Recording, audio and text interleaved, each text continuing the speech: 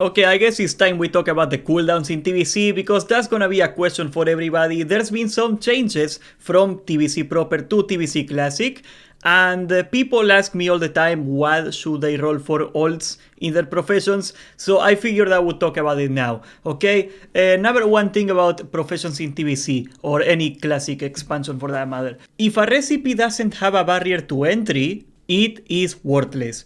If a recipe has a barrier to entry but you can craft as many as you want, it will eventually be worthless. That means that if you want to make money in TBC from professions, especially for your alts, there is only one way to do it, and that is cooldowns.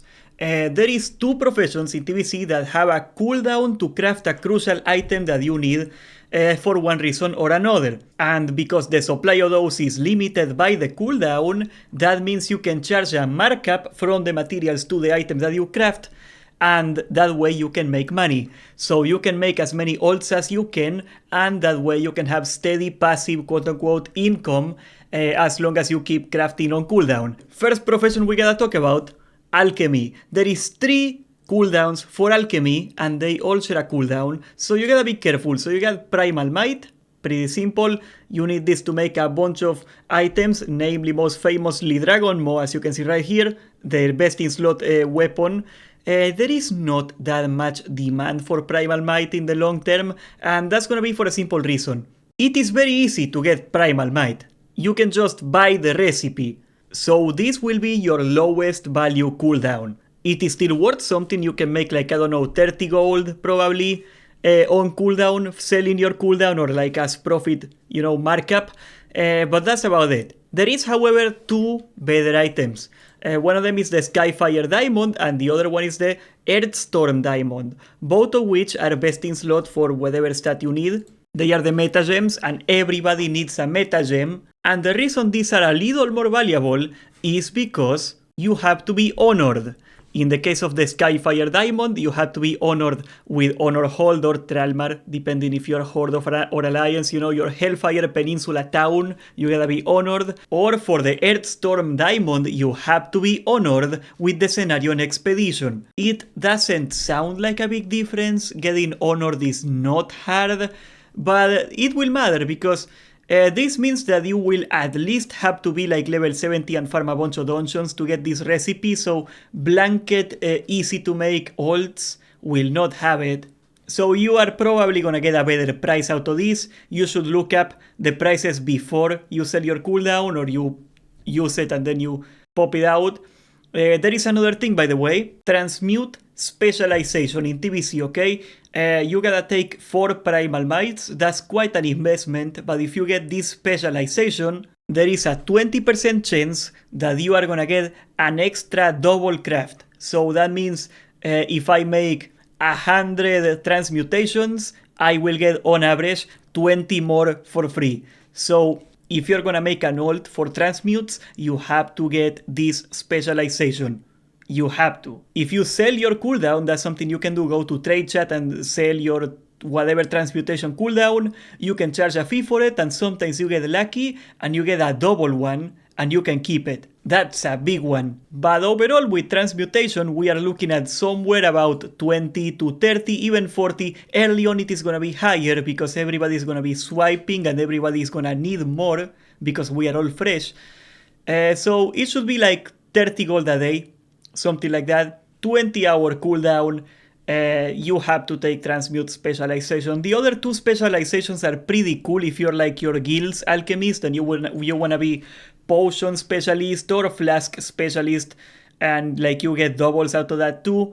You can actually profit from that a little bit if you're crafting a lot. I do not recommend it. Just get transmute specialization, honestly, every single time. The margins on potions are razor thin usually. There is, however, a more promising profession, especially for an alt that you only want for professions. Honestly, you should get both because there is only 2, and that's the entire point. You might as well level both of them, and that is tailoring. You can learn every single one of the 3 recipes for tailoring. There is 3 types of cloth. You have Spell Clot, that's for the Spell Fire set, that's for Fire and Arcane, Best in slot for the Boomkin, Best in slot for Fire Mage, Fire Warlock. Then you have Primal Moonclot, that's best in slot for healers. And finally, this will be the most notable, that is Shadow Clot, the one for the Frozen Shadow Weave set, and that's the one you need to make the super important, super broken Frozen Shadow Weave set, the best in slot set for Warlocks. And everybody and their mother is gonna have a Warlock ult. Warlocks are the most powerful class in TBC. It has a lot of spell power and it doesn't have an important set bonus, so you can mix and match the pieces. And like, there's gonna be one piece, even if you get raid loot, there is always gonna be some piece you need, and this set is really damn good. So there is gonna be a gigantic demand. But remember, all three of these clots, Spell Clot, Primal Moonclot, and Shadow Clot, do not share a cooldown. The cooldown is 3 days and 20 hours, 4 days, let's say 4 days, but it is a separate cooldown, so you can make 3. Here's the catch. You can take only one specialization. You do not need the specialization to make the clot. But if you have the specialization, you will create double of that clot every time. You gotta keep that in mind, because depending on the prices, you are not gonna make money on some of them, because there is so many people with the specialization making double that you are not gonna break even. Like, the prices stabilize around people making double. However, early on, especially for Shadow Clot, but everybody, it is true for everybody, the supply is not gonna match demand. You need, I believe it is 38 days to make a full set of Shadow Weave, if you are the only one crafting it, of course. So that means that it will take several tailors to make a single set on the first week of the game.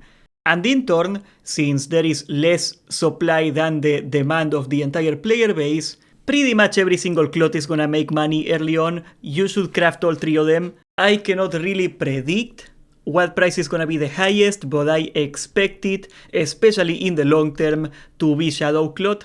So that's the one I recommend you take, but you can take either one. Spell Clot is also pretty good. Why not Moonclot? Usually healers do not care about their gear. You know, healers are not the kind of people that are very competitive and swipe oriented. If you're playing a Warlock for parses, you're probably swiping, let's be honest. That's just the kind of player that Shadow Clot attracts.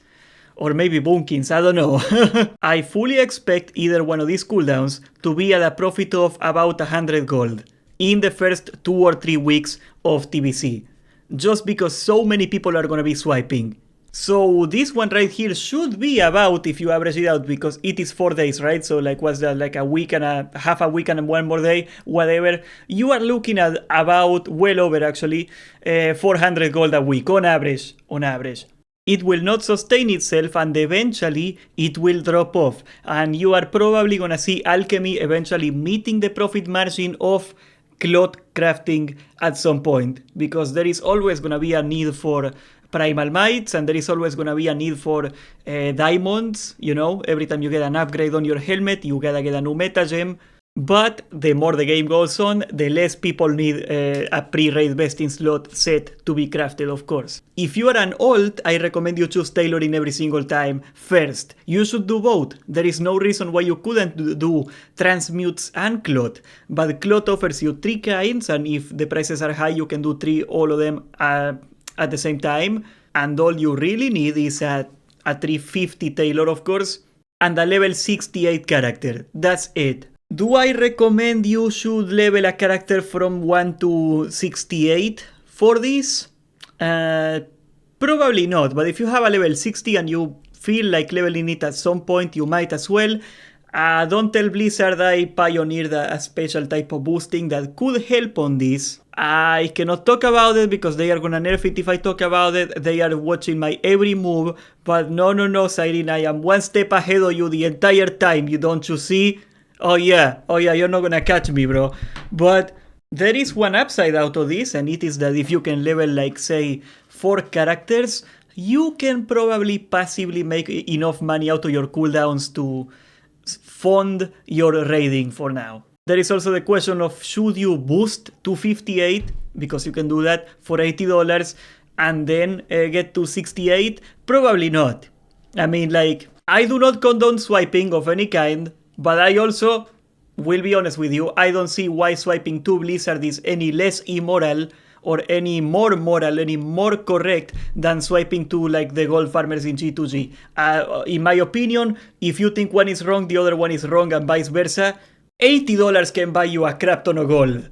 You know, like you can probably make like 3 months of cooldowns with $80 on some gold website. So no, you should not swipe for boosts just to get an ult for this. If you want to boost a character because you want an ult, that's your business. What can I say about that? But no, it is not a good idea to spend $80 on an ult for selling cooldowns. That's stupid. But what are you gonna do? Are you gonna level a character? Are you gonna sell the cooldowns?